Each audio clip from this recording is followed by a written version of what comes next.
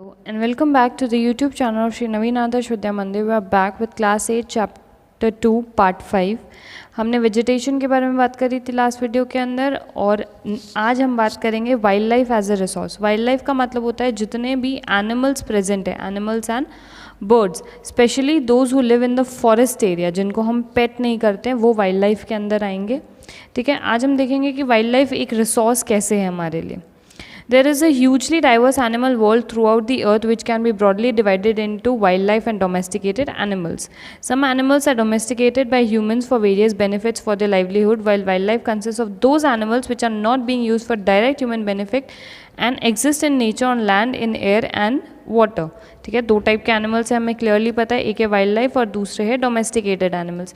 Domesticated animals को हम directly अपने बेनिफिट के लिए यूज़ करते हैं, जबकि वाइल्ड लाइफ जो है वो डायरेक्टली हमारे बेनिफिट के लिए काम में नहीं आते. डोमेस्टिकेटेड एनिमल्स के अंदर you can have horses, you can have cows, you can have donkeys, you can have buffaloes, you can have ox. ये सारे जो हमें डायरेक्टली हेल्प करते हैं हमारी लाइवलीहुड को ऑन करने के अंदर. नेक्स्ट हम बात करेंगे distribution of wild life. Various forms of wildlife is found in all ecosystems. Different forms of wildlife is found in distinct areas in desert, forest, plains, snow-covered regions.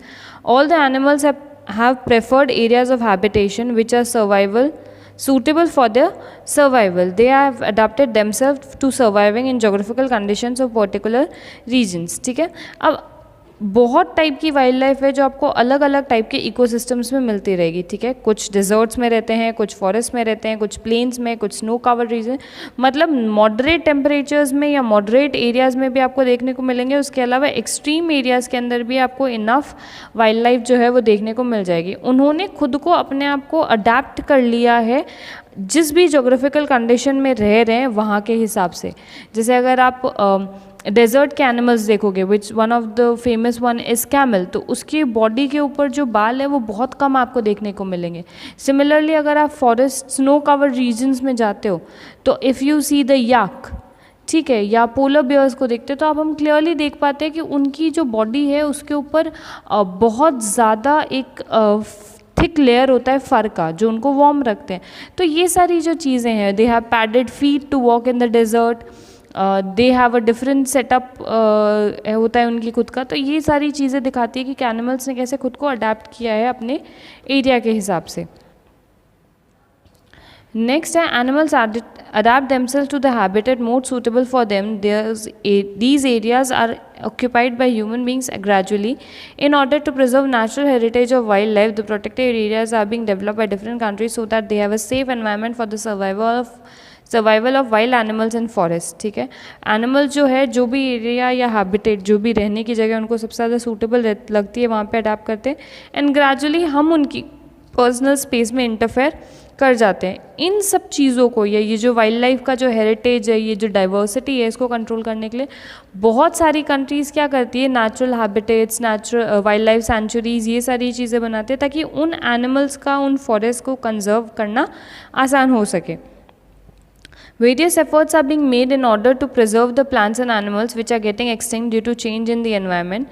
खूब सारे efforts जो है वो लोग कर रहे हैं ताकि जो एनवायरनमेंट में जो चेंज आ रहा है उसकी वजह से जो एनिमल्स एक्सटेंट हो रहे हैं.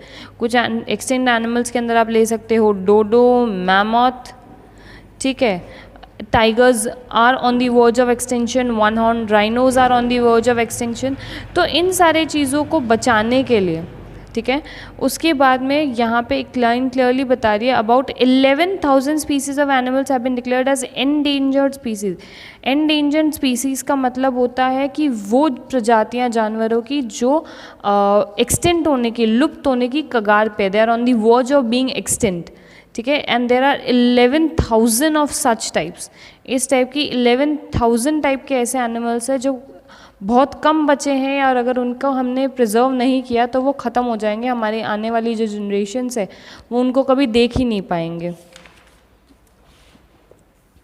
नेक्स्ट हम बात करेंगे importance of wildlife. An important role played by wildlife in ecological biological process which are important for life in biosphere. Plants, animals and microorganisms interact with one another which sustain and enhance human life. Hence these ecological processes are important for wildlife, agriculture, forestry, fishery and other endeavors supporting life. There are several biological processes where wildlife plays important roles such as pollination, seed disposal, germination, soil generation, pest control, habitat maintenance.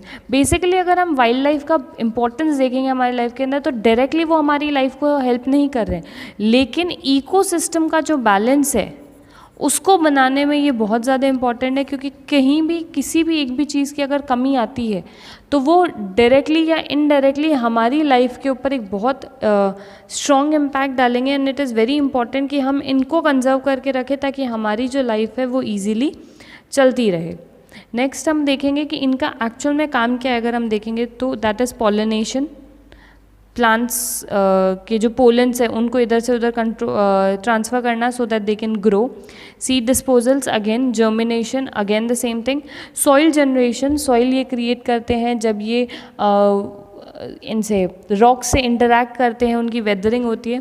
Pest control, काफ़ी unwanted जो paste है उनको control करना। काफ़ी सारे ऐसे जानवर हैं जो कि क्लीनलीनेस के लिए रिस्पॉन्सिबल है, जैसे स्कैवेंजर्स जो भी है हमारे, हाइनाज हो गए, जैकल्स हो गए, डेड एनिमल्स को ये वहाँ से खा लेते हैं ताकि वहाँ पे एक मेंटेनेंस, क्लीनलीनेस जो है वो मेंटेन की जा सके। हैबिटेट मेंटेनेंस, जो भी उनका नेचुरल हैबिटेट है उसको कंजर्व करके रखना, उसको प्रॉपरली रखना, ये सारा इन्हीं का काम है। नेक्स्ट हम बात करेंगे इकोसिस्टम की।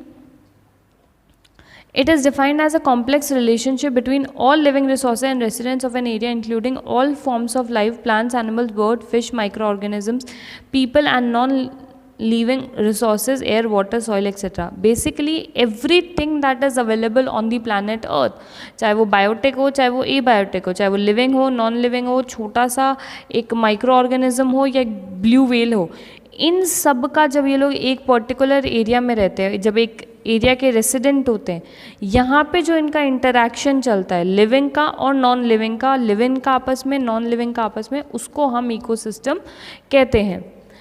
All the living and non-living organisms are interdependent and interrelated to one another, and if one disappears, the others would be affected. सारे आपस में बहुत ज़्यादा इंटररिलेटेड है, और अगर उनमें से कोई भी एक भी कम हो जाता है तो फिर सबकी जो लाइफ है वो अफेक्ट होएगी। इकोसिस्टम का एक छोटा सा पिक्चर यहाँ पे आया हुआ है। This is the water ecosystem, this is the water.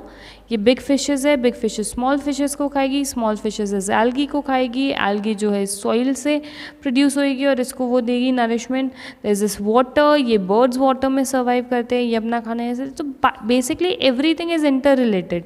तो ये जो पूरा फॉर्मेट है इसको हम इकोसिस्टम कहते हैं। नेक्स्ट हम बात करेंगे कंजर्वेशन ऑफ वाइल्ड लाइफ की।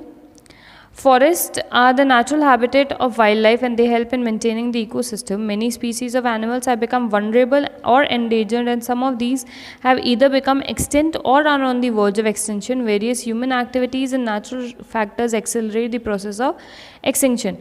काफ़ी सारे जो वाइल्ड लाइफ है या तो वो वनरेबल है, मतलब they are very close to being called endangered, और they are endangered और काफ़ी तो एक्सटेंट हो भी चुके हैं और काफ़ी on the verge of extension है, 100, 500, 1000 इतने ही बचे हुए। तो इन सबको मेंटेन करना बहुत ज़्यादा है। हमारी जो एक्टिविटीज़ है, ह्यूमन एक्टिविटीज़ है या जो नेचुरल फैक्टर्स है, ये इनके एक्सटेंशन के प्रोसेस को एक्सेलरेट कर रहा है। हम नेचर को एक्सप्लॉइट कर रहे हैं, उससे ग्लोबल वार्मिंग हो रहा है, और फिर इनके लिए जो कंडीशंस है वो काफ़ी ज़्यादा डिफ़िकल्ट हो रही है। तो इट्स वेरी इंपॉर्टेंट कि we take charge of our activities and stop all this. Next हम बात करेंगे factors responsible for the loss of wildlife. Some of the natural and human factors responsible for the loss of wildlife are deforestation. Very important and very deadly kind of a thing for these things. Cutting trees on a large scale in the forest have led to loss of vegetation, which leads to loss of habitat for wild animals. हम क्या करते हैं, जब पेड़ काटते हैं तो vegetation कम होता है, वेजिटेशन जब कम होता है तो इन लोगों का घर ख़त्म हो जाता है। And then what happens is, एक जनरल सिनेरियो यही है कि जब इनके पास रहने को घर नहीं होता, they don't have food, they come to our areas, हमारी सिटीज़ में, हमारे विलेजेस में आते हैं, और फिर वी फील सो एंडेंजर्ड कि हम उनको मार देते हैं। तो ये जो एक प्रोसेस है, भूख से मर जाते हैं वो लोग, प्यास से मर जाते हैं, तो ये एक बहुत इनह्यूमन चीज़ है कि हम उनका घर जो है वो पूरा तोड़ देते हैं, उनको वहाँ पे रहने लायक नहीं छोड़ते हैं। Next is poaching. पोचिंग का मतलब होता है basically hunting. Wildlife animal poaching is mainly done for collection and illegal trading of skins, hides, nails, teeth, thorns, feathers etcetera. Collection के लिए लोग, आप लोगों ने देखा होगा पुरानी मूवीज़ के अंदर या कि दीवारों पे ऐसे शेर की खाल लगाई हुई रहती है, बकरे का सर लगाया हुआ रहता है, ये सारी चीज़ों के लिए। और इलीगल ट्रेडिंग होती है इनकी स्किन्स की, लेदर बनता है, इनकी हाइड्स, ऊपर का जो शेल होता है वो, इनके नेल्स, इनके टीथ, इनके हॉर्न, फेदर एक्सेट्रा, इन सब चीज़ें। कुछ जो एनिमल्स है जो इनके लिए हंट किए जाते हैं उसके कुछ एग्जांपल दिए गए हैं, lion, tiger, elephant, black buck, deer, crocodile, rhinoceros, snow leopard, ostrich, peacock. ये सारे जो है वो काफ़ी उनका पोचिंग किया जाता है, हंटिंग किया जाता है, और that is really bad and they are coming really in a very vulnerable state. ठीक है। Efforts to conserve wildlife, अब क्या एफर्ट्स हमें करने की ज़रूरत है? Protection and conservation of natural parks, wildlife sanctuaries, biosphere reserves, all the above are establish in order to protect not only natural vegetation but wildlife also. अगर हम national parks बनाते हैं, wild life sanctuaries बनाते हैं, biosphere reserves बनाते हैं, तो ये सारे बहुत हेल्पफुल रहेंगे। ये वाइल्ड लाइफ को बचाने के साथ साथ में हमारी नेचुरल वेजिटेशन को भी सेव कर सकते हैं। तो ये एक चीज़ से हम दो चीज़ों का फ़ायदा ले सकते हैं। नेक्स्ट है हमारे पास awareness of programs such as social forestry and Van Mahotsav should spread among various communities at rural and urban level. जो चीज़ें वाइल्ड लाइफ को सेव करने के लिए काम आएगी वही हमारे वेजिटेशन को सेव करने के लिए भी काम आती है। तो basically both the things deal with almost the same thing. School children should be taken to visit to nature camps for bird watching and natural walk. School children at from a very small level, from a very young age, अगर हम एक sense of responsibility, a sense of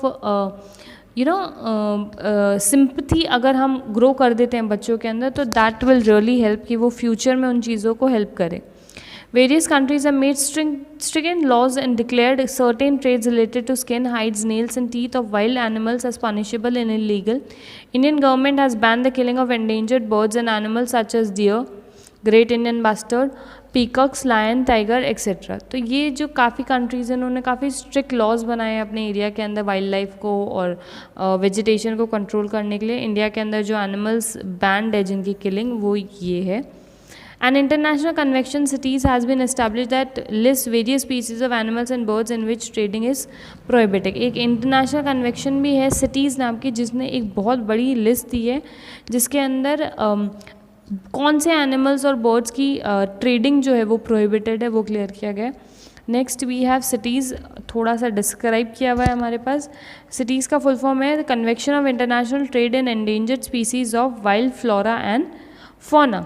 It is an international agreement between governments of various countries. Its main aim is to ensure that international trade in various wildlife, animals and plants does not threaten their survival. ये एक international agreement है जो खूब सारी countries के बीच में किया गया है। इसका जो मेन एम है वो यही है कि इंटरनेशनल ट्रेड जो है वेरियस वाइल्ड एनिमल्स और प्लांट्स का, ये उनके सर्वाइवल को थ्रेटन ना करे, उनकी अवेबिलिटी को थ्रेटन ना करें, उनके ट्रेड के चक्कर में हम उनको एंडेंजर्ड या एक्सटेंट ना बना दें।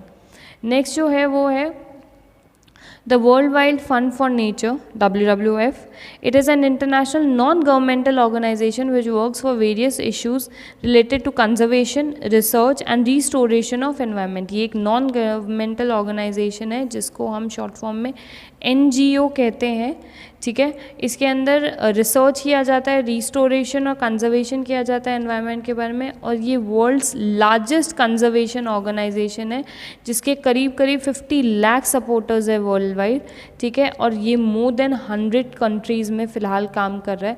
तो it's a very important thing कि हम समझें कि जब इतने बड़े ऑर्गेनाइजेशन से इतने बड़े सिस्टम्स चल रहे हैं किसी चीज़ को कंजर्व करने के लिए, तो हम भी हमारे बेसिक लेवल पे उनको कंजर्व करने के लिए अपना जो एफर्ट है वो देते रहें। That's all for today's video and this is the end of the chapter. अगर आपको चैप्टर से रिलेटेड कोई भी डाउट्स है तो आप कमेंट सेक्शन में पूछ सकते हैं। Your doubts will be definitely clear. Thank you and stay tuned for more videos.